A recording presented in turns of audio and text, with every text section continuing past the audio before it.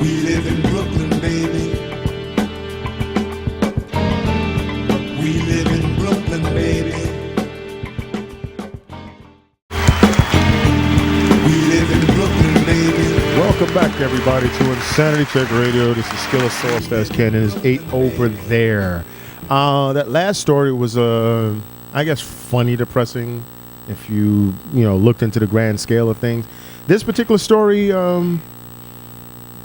I don't see anything funny about this, but it's something that a lot of times I feel that because of our own situations and circumstances, and I really feel that the rich people in the city feel this way, you don't see beyond yourself or your own set of circumstances. And I had not known this. No, this is something that, and the story is it's a long story. I'll just touch upon it so we can actually open up a dialogue. But basically, there was a line in the heading is something that's not going to really give you what the story is about. But there is a line in the story that I think, I guess, open your eyes. And it says, yet Dasani, who is the girl that they were talking about in the article, is among 280 children at this particular shelter. Beyond its walls, she belongs to a vast and invisible tribe of more than 22,000 homeless children in New York, the highest number since the Great Depression and the most unequal metropolis in America. That hit me because when I think of homeless people, I think of like winos and dirt bums and shit like that. I don't think of, in this day and age, homeless children. I know, from, watching a lot of BBC television when they have period pieces, reading a lot of Sherlock Holmes and all of the things that take place during the late 1800s, early 1900s, before the child labor laws and all that other kind of shit. Mm-hmm. It was just like a whole different world. And I pretty much left it there. I was like, oh, that's something that happens back then. When I think of homeless children, I gravitate more towards the runaway that'll go to, Port Authority and, prostitute themselves out or something like that. I don't think of children like this. And the shelter children, it's just really weird how you can walk by certain things and just not make any connection. Right. So so this story, do you want to read any of it, or you want? Where the hell does it start, man? Yeah, it's a vast story. The one line is that the most was the most uneven metropolis. Yes. Go ahead. No, I said that's clearly just one aspect of what we've been talking about for a long time now. Mm-hmm. The disparity of the rich and the poor and the middle class in the city is just getting wider and wider and wider. And we can see it literally just by the subway riders. When we were younger in our neighborhood, we knew exactly what stop the white people, all the white folks on. No white folks came past this stop because it was all the blacks after that. It was Grand Army Plaza. If you're coming from Manhattan, Grand Army Plaza was the last line. If anyone rode past Grand Army Plaza, it was Hasidic Jews. Mm-hmm. Because the Kingston Avenue, Crown Heights stuff. But that was it. Now because of gentrification or what have you, that whole thing has been just broken apart. Which in one respect, what you would sense is a good thing. You would go, oh, wow, that's great. Some multicultural city, yippee yap yap.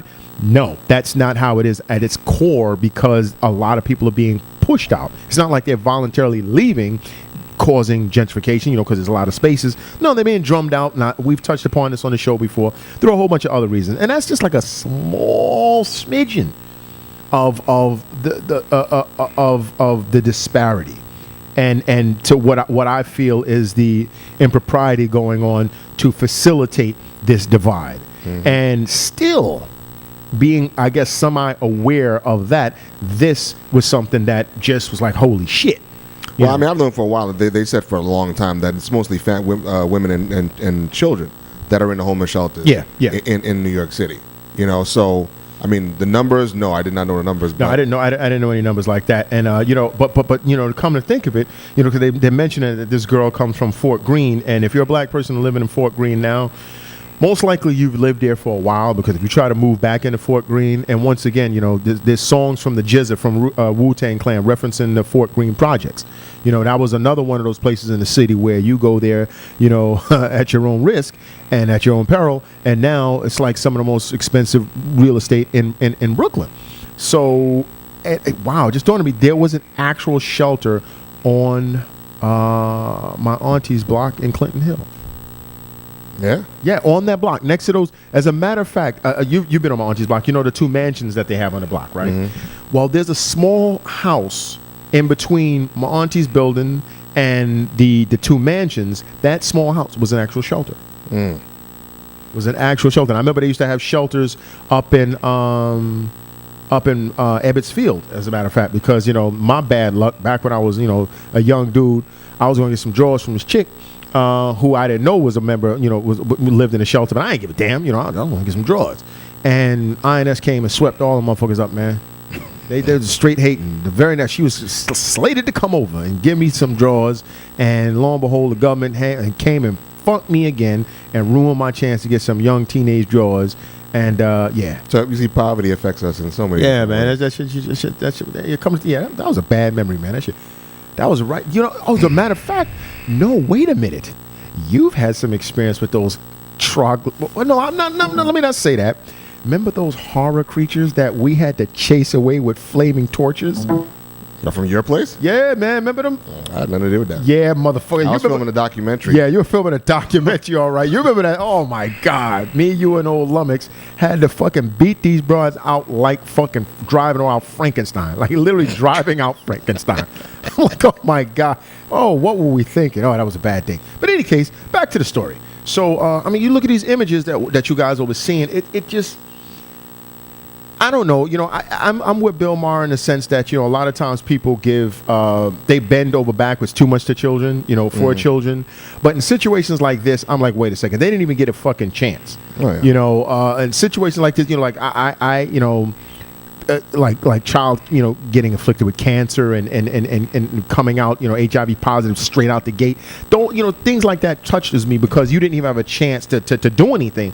And to think about a kid, you know, 10, 11 years old out there fending for him or herself is just brutal because mentally we're not able to really comprehend what the fuck is going on. And you have to grow up too fast. And I can only imagine the type of manipulation and situations this person would get themselves into. You know? Yeah. Oh. You know, it to me, this is just frightening. You know, and they tell about this, you know, she's talking about her own neighborhood. Fort Greene is now one of the gentrification's gems. Her family lives in the Auburn family residence, a decrepit city-run shelter for the homeless.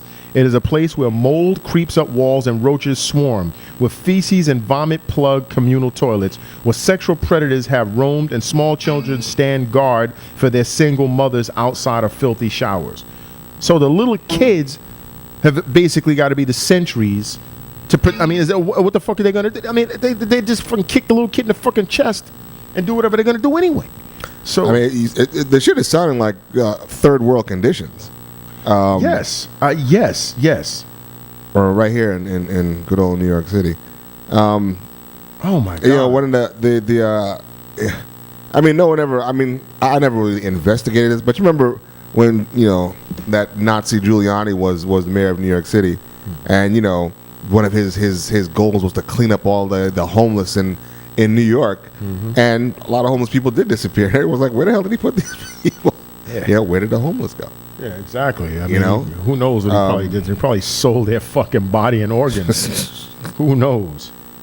But it's like there's I just saw this lady. There's been a woman who's been panhandling on the subway for literally years. I saw her for the first time in maybe like about 2 or 3 years yesterday. And she's usually strapped with a kid, one of her kids. I mean, it's been years. She always has a baby. She always has a baby strapped to her body.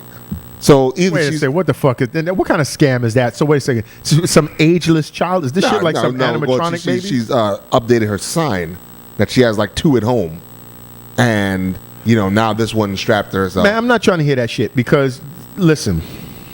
Okay, you make your point, then I'm gonna make my point because go ahead, make your point. Nah, I'm just saying, you know, of course, you know, in my head, again, if you can't afford them, why you? That's what I was gonna say. If you can't afford, you know, listen, drink that load, do whatever you got to do, but don't let it, impregnate.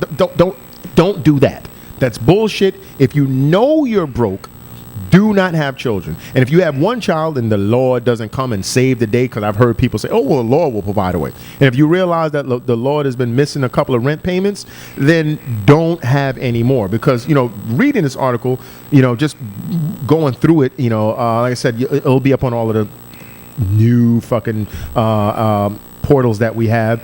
A lot of them are, coming from situations where, like you said, it's a mother and daughter, a mother and child, and so on and so forth, and a teen mother or whatever with a kid. So technically they're both homeless.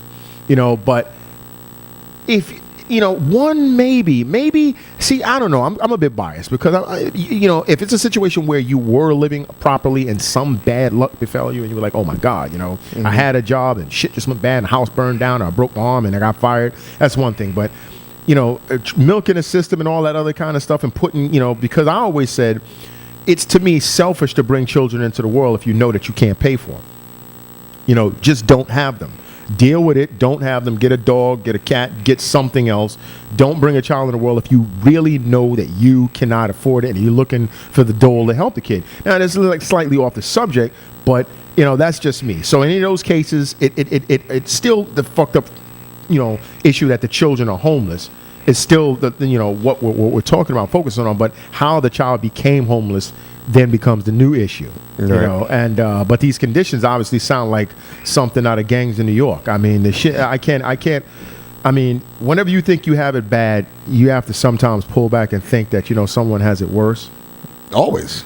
Someone really has it worse. I can't, yeah, definitely. And it kind of puts things in perspective to it. And I always tell people, especially people who have kids, especially when I see people's kids, running amok, making out their Christmas lists and fucking Halloween and all types of shit like that. I always go back to when I went to the Dominican Republic for the first time, and I saw a kid who was probably like 7 years old with... it's fucked up. Yeah. This kid is 7 years old.